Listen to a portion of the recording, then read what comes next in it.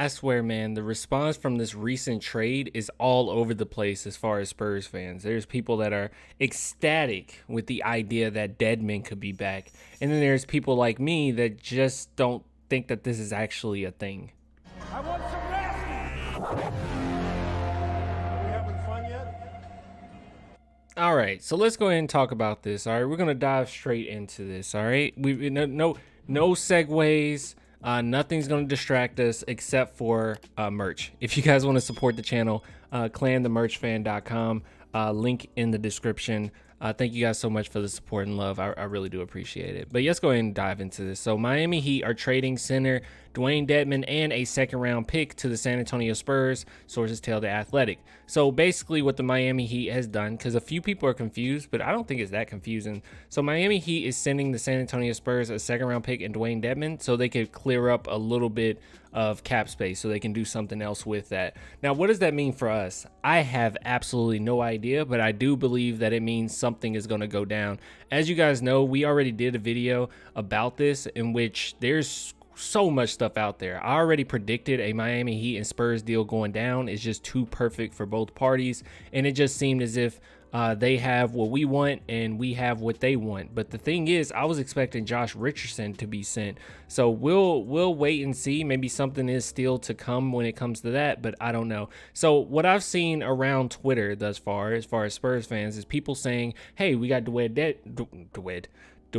Dedmon, so that means that, hey, we're about to move Jakob Poeltl and Zach Collins so he can take that spot. I don't necessarily see it that way, because as it stands right now, every single hint that I've gotten from the San Antonio Spurs thus far is that they're going to want to play Dom Barlow and Zach Collins in the future, specifically Dom Barlow. So I don't really see this as being a thing. That's just me. But you know what, just to add on to that, the Spurs are not expected to keep Dewayne Dedmon.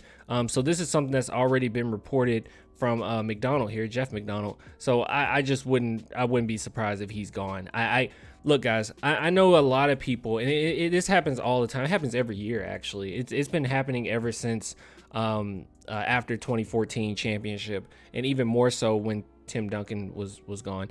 Everyone is searching for that new thing at center, right? Everyone's searching for that new big man that's just going to be a force who can rim run, dunk, play defense, and blah blah blah blah blah, right? I don't think that you have to get Dewayne Dedmon to do this. Nor did I think that you needed to get this in the draft. I thought that Jeremy Sohan was a much better fit, or even Tari Eason, rather than some of the other guys that people wanted that were more so rim runner big men. And I know that they are enticing, and I know that we do miss like David Robinson and all that, but it just doesn't matter as much. Okay, you don't have to have that. And there's so many. Well, you need it. Okay, you do need it. I'm sorry.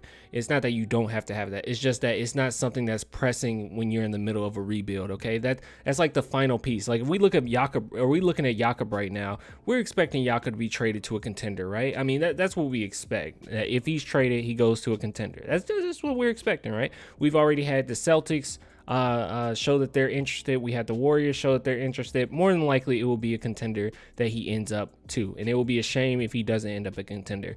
But these teams, they are already established, and then you add that's the icing on the cake. All right, hold it down in the paint. This is not something that you have to fill in right now when you're in the middle of a rebuild. This archetype is just not a necessity in the middle of a rebuild, and that's just how I feel about it. And this tweet right here, just genius, from somebody named Clan the Spurs fan.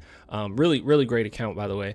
Grabbing Dedmon is not a good move. Spurs make good moves, thus there's no way they keep him. Got to be more to come. So God, me quoting myself is so conceited. Honestly, though, this is, I mean, it's as simple as this, though. Really, we're not keeping Dedmon. I don't see any reason to, especially with all the drama. And let's not act like he wasn't somewhat of a problem with us as well. There was stuff that came out where it was like, oh, he's not the best locker room guy. Now, he wasn't with San Antonio long at all, so no one talked about it. But Spurs fans were really scratching their heads when he was gone, but that's part of it.